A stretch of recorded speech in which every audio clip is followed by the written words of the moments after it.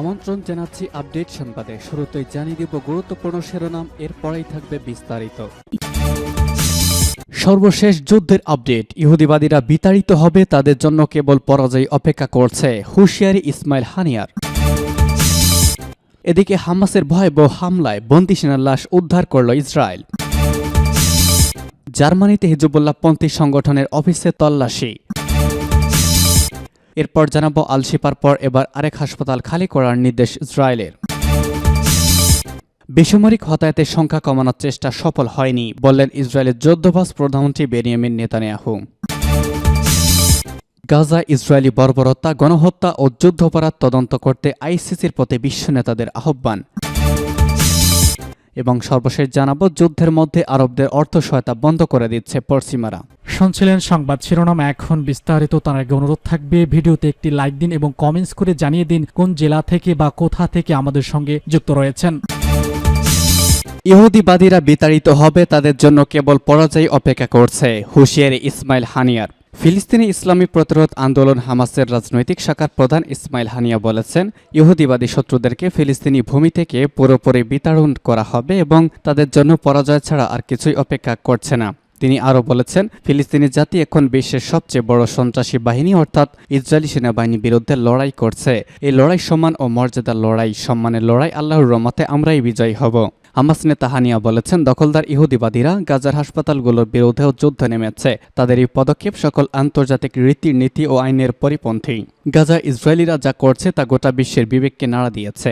গোটা বিশ্ব এখন জেগে উঠেছে। ইসরায়েলের সব পরিকল্পনা উদ্দেশ্য ব্যর্থ হবে বলে জানিয়েছেন এই নেতা। গাজার সাবেক প্রধানমন্ত্রী ইসমাইল হানিয়া আরও বলেছেন, উপযুক্ত মূল্য পরিশোধ না করা পর্যন্ত দখলদার ইসরায়েলের বন্দীরা মুক্তি পাবে না।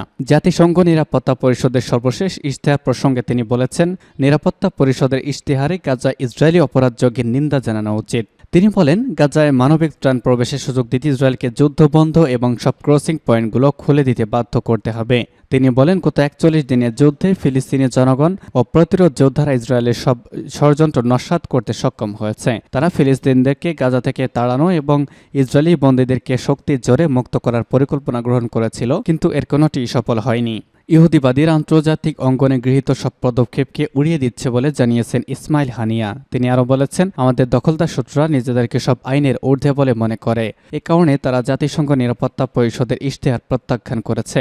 হানিয়া বলেন, গোটা বিশ্বের জানা উচিত কেবল গাজার জনগণ তথা ফিলিস্তিনি জাতি গাজার ভবিষ্যৎ নির্ধারণের অধিকার রাখে। তিনি গোটা মুসলিম উম্মার উদ্দেশ্যে বলেছেন, সবাইকে বলছি, গাজাবাসী ইসলামের ইতিহাসে এমন এক গৌরব রচনা করেছে যা গত 100 বছরে নজিরবিহীন। এই যে লড়াই চলছে, এটা গোটা মুসলিম উম্মাহের লড়াই। সব মুসলমানদের উচিত অর্থ, অস্ত্র ও জিহাদের মাধ্যমে গাজার মানুষকে সাহায্য সহযোগিতা করা, সূত্র জানাচ্ছে পার্স টুডে। বন্দী সেনার লাশ উদ্ধার করছে ইসরায়েল। ইসরায়েলের সামরিক বাহিনী দাবি করেছে, তারা গত 7 অক্টোবর হামাসের হাতে বন্দী হয়ে এক সেনার লাশ উদ্ধার করেছে। শুক্রবার তথা আজ এক কাতার ভিত্তিক গণমাধ্যম আল জাজিরার প্রতিবেদনে তথ্য জানানো হয়েছে। উদ্ধার সেনার নাম নোয়া মার্সিয়ানো, বয়স 19। আল শিফা হাসপাতালের নিকটবর্তী একটি ভবন থেকে তার লাশ উদ্ধার করা হয়েছে বলে দাবি করা হয়েছে। গত সোমবার হামাস একটি ভিডিও প্রকাশ করেছিল। সেখানে দেখা যায় মার্সিয়ানো ইসরায়েলি বাহিনীর কাছে অনুরোধ করেছে তারা যেন এলাকাটিকে হামলা না করে, কিন্তু তারা এই অনুরোধ রক্ষা করেনি। পরে ওই ভবনে তার নিথর দেহ পাওয়া গিয়েছে। ইসরায়েলি মিডিয়ার মতে, মার্সিয়ানো গাজা সীমান্তের কাছাকাছি নাহাল ওজের একটি সামরিক পোস্টে দায়িত্ব পালন করছিলেন। পরে দক্ষিণ ইসরায়েলে হামাস হামলা চালায় তিনি হামাস যোদ্ধাদের হাতে বন্দী হন। এদিকে ইসরায়েলি সেনাবাহিনী তাদের বিশ্বাসে অটল রয়েছে যে হামাস আল শিফা হাসপাতালকে একটি সামরিক ঘাঁটি এবং কমান্ডার সেন্টার হিসেবে ব্যবহার করছে। তবে তারা অভিযোগের সুনির্দিষ্ট প্রমাণ সরবরাহ করতে পারেনি। চলমান সংঘাতের আগেও বেশ কিছুদিন ধরে এই কথা বলে আসছে তারা। গতকাল আল শিফা কমপ্লেক্সের কাছাকাছি মাটিতে একটি গর্ত খননের পরে একটি টানেলের খাদের মতো দেখতে একটি প্রবেশদ্বার এবং অস্ত্র পায় তারা এই বলে শুরু করে যে এটি একটি সুনির্দিষ্ট অপারেশন। তারা কেবল একটি অ্যানিমেটেড ভিডিও দেখিয়েছে। তারা ধারণা করেছে যে টানেলে একটি জটিল ব্যবস্থা এবং হাসপাতালের কম্পাউন্ডের নিচে একটি কমান্ড সেন্টার রয়েছে। ইসরায়েলি সেনাবাহিনী বলেছে, তারা আল শিফায় তাদের অভিযান চালিয়ে যাচ্ছে কারণ তাদের এখনও লক্ষ্য রয়েছে যা পর তাদের পূরণ করতে হবে। তাই আল শিফায় এই অভিযান চলবে বলে দৃঢ় অবস্থান রয়েছে সেনাবাহিনী, সূত্র জানিয়েছে আল জাজিরা। জার্মানিতে হিজবুল্লাহপন্থী সংগঠনের অফিসে তল্লাশি। জার্মানিতে লেবাননের সশস্ত্র গোষ্ঠী হিজবুল্লাহপন্থী একটি সংগঠনের অফিসে তল্লাশি চালানো হয়েছে। ইসলামিক সেন্টার অব হামবুর্গ নামের ওই সংগঠনের সঙ্গে যুক্ত 54টি জায়গায় তল্লাশি চালানো হয়েছে বলে জানিয়েছে জার্মান স্বরাষ্ট্র মন্ত্রণালয়। তবে এই ঘটনায় কাউকে গ্রেপ্তার করা হয়নি। স্বরাষ্ট্র মন্ত্রণালয়ের পক্ষ থেকে দেওয়া একটি বিবৃতিতে জানানো হয়েছে, ইসলামিক সেন্টার অব হামবুর্গ জঙ্গি সংগঠন হিজবুল্লাহকে সমর্থন করে এবং তারা জার্মানির সাংবিধানিক ব্যবস্থার বিরুদ্ধে কাজ করছে বলে তাদের সন্দেহ। তল্লাশির পর কাউকে গ্রেপ্তার করা হয়নি। তথ্য সংগ্রহের জন্য এই তল্লাশি চালানো হয়েছে। 2020 সালে জার্মানি হিজবুল্লাহকে জঙ্গি সংগঠন বলে চিহ্নিত করে ও জার্মানিতে তাদের কার্যকলাপ নিষিদ্ধ করা হয়। জার্মান স্বরাষ্ট্রমন্ত্রী ন্যান্সি ফেজা বলেছেন, বেশ কিছুদিন ধরে IZIS এর ওপর নজর রাখছিলেন গোয়েন্দারা। ফেজা বলেছেন, এখন এই সময় অনেকেই মনে করছেন ইহুদিদের ভয় দেখানো হচ্ছে, ফলে রাষ্ট্রের পক্ষে ইহুদি বিদ্বেষী এবং ইসরায়েলি বিরুদ্ধে আন্দোলন মেনে নেওয়া সম্ভব নয়। তিনি জানিয়েছেন, আমাদের বিশেষভাবে সতর্ক থাকতে হবে, কড়া মনোভাব নিতে হবে, প্রত্যেকটি যুক্তিগ্রাহ্য সন্দেহকে গুরুত্ব দিতেই হবে। ECPD এর নেতা ও হামবুর্গের সিনেটর অ্যান্ডি গোট জানিয়েছে, এ তল্লাশি হলো IZIS এই চোপরের কঠিন আঘাত এবং ওদের সময় এখন শেষ হয়ে যাচ্ছে। যত তাড়াতাড়ি IZIS হামবুর্গ থেকে মোছা যায় ততই ভালো। আমরা আজ তারই কাছাকাছি এসেছি। তিনি আরো বলেছেন, আমার আশা স্বরাষ্ট্র মন্ত্রণালয় সংগঠনকে নিষিদ্ধ ঘোষণার পক্ষে রায় দিবে। IZIS শীঘ্রই বন্ধ হয়ে যাবে। জার্মানি গোয়েন্দারা মনে করেন IZIS হলো ইরানপন্থী একটি শক্তিশালী সংগঠন, যাদের মসজিদ ও মুসলিম সংগঠনগুলোর ওপর প্রভূত প্রভাব আছে, এমনকি তারা এদের নিয়ন্ত্রণও করে। IZIS হামবুর্গের একটি মসজিদও পরিচালনা করে। এই মসজিদের নাম বুলু মসজিদ। 1953 সালে ইরান থেকে আসা অভিবাসীরা এই সংগঠন তৈরি করেছিলেন। তাদের কাজ ছিল ইরানের বিপ্লবী মতাদর্শ প্রচার করা।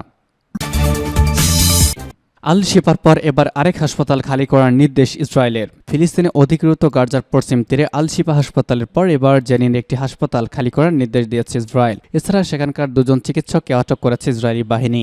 আজ জেনিনে ইসরায়েলি ড্রোন হামলায় 3 ফিলিস্তিনি নিহত হয়েছেন।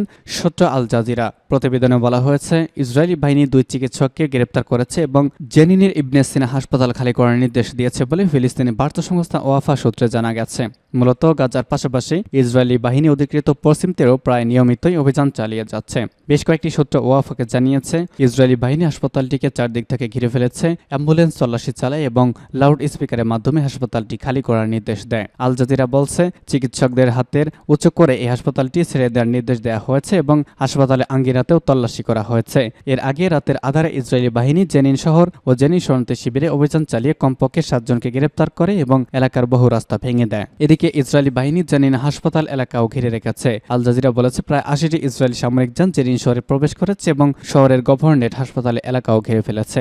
বেশ কিছু ভিডিও ফুটেজে হাসপাতালে চিকিৎসকদের সরিয়ে নেওয়া হচ্ছে বলে দেখা যাচ্ছে। এর আগে তাদের হাতে তুলে বেরিয়ে আসতে বলেছিল ইসরায়েলি বাহিনী। এছাড়া জেনিন শহরের টেলিযোগাযোগ বিঘ্নিত হয়েছে এবং শহরে কিছু অংশে বিদ্যুৎ বিচ্ছিন্ন হয়ে গিয়েছে। এতে করে সেখানকার প্রকৃত পরিস্থিতি যথাযথভাবে সামনে আসছে না বলেও জানিয়েছে আল জাজিরা। এদিকে জেনিনের শরণার্থী শিবিরের কাছে অবস্থিত ইবনে সিনা হাসপাতালে বেশ কয়েকজন চিকিৎসক হাসপাতালটি খালি করার বিষয়ে ইসরায়েলি বাহিনীর জারি করা আদেশ মানতে অস্বীকার করেছেন। বেসামরিক হতাহতের সংখ্যা কমানোর চেষ্টা সফল হয়নি বললেন নেতানিয়াহু। 7 অক্টোবর হামাসের আক্রমণের প্রতিশোধ হিসেবে ফিলিস্তিনি বেসামরিক ব্যক্তিরা ইসরায়েলের সামরিক অভিযানে হামলার শিকার হচ্ছে। ইসরায়েল বলেছে তাদের 1200 জন নিহত হয়েছে, বেশিরভাগই সামরিক নাগরিক। অপরদিকে গাজার স্বাস্থ্য কর্তৃপক্ষ বলেছে ইসরায়েলি বোমাবর্ষণ এবং স্থল আগ্রাসনে অন্তত 11,500 জন নিহত হয়েছে, তাদের মধ্যে 4,700 জনের বেশি শিশু। ইসরায়েলি প্রধানমন্ত্রী বেনিয়ামিন নেতানিয়াহুকে মার্কিন টেলিভিশনের CBS নিউজ প্রশ্ন করেছিল, ইসরায়েল হাজার হাজার ফিলিস্তিনি হত্যা করেছে, বিষয়টি নতুন প্রজন্মের মধ্যে ঘৃণা সৃষ্টি করবে কিনা। জবাবে নেতানিয়াহু বলেছেন, বেসামরিক হতাহতের সংখ্যা কমানোর জন্য ইসরায়েলের প্রচেষ্টা সফল হয়নি এবং হামাস বেসামরিক লোকদের নিরাপদ স্থানে সরে যেতে বাধ্য করেছিল বা বাধা দিয়েছে। নেতানিয়াহু বলেছেন, যে কোনো বেসামরিক মৃত্যু একটি ট্র্যাজেডি, কিন্তু আমরা পারিনি, কারণ আমরা বেসামরিক নাগরিকদের ক্ষতির পথ থেকে বের করার যথাসাধ্য চেষ্টা করলে হামাস তাদের ক্ষতি করার সব পথ খোলা রেখেছে। এবং সর্বশেষ জানিয়ে দিব গাজা ইসরায়েলি বর্বরতা, গণহত্যা ও যুদ্ধ অপরাধ তদন্ত করতে ICCর প্রতি বিশ্ব নেতাদের আহ্বান। ফিলিস্তিনে অবরুদ্ধ গাজা উপত্যকা ইহুদিবাদ ইসরায়েল যে বর্বর গণহত্যা ও যুদ্ধ অপরাধ সংগঠিত করেছে তা তদন্ত করার জন্য আন্তর্জাতিক অপরাধ আদালত বা ICCর প্রতি আহ্বান জানিয়েছেন বিশ্বের 60 জনের বেশি রাজনীতিবিদ। ইউরোপ এবং লাতিন আমেরিকা 60 জনের বেশি বামপন্থী রাজনীতিবিদ আহ্বান জানিয়েছেন। স্পেনের সামাজিক অধিকার বিষয়ক মন্ত্রী ইওন বেলারা বলেছেন, আমরা নীরব থেকে এবং ইসরায়েলকে সহযোগিতা করে এই গণহত্যা সংগঠিত হতে দেব না। যদি আপনারা বর্বরতা বন্ধ না করেন তাহলে আপনাদেরকে তদন্তের আওতায় আনা হবে। স্পেনের এই মন্ত্রী মূলত ইসরায়েলের বিরুদ্ধে যুদ্ধ অপরাধ তদন্তের উদ্বেগ নিয়েছেন, সূত্র জানাচ্ছে পার্স টুডে।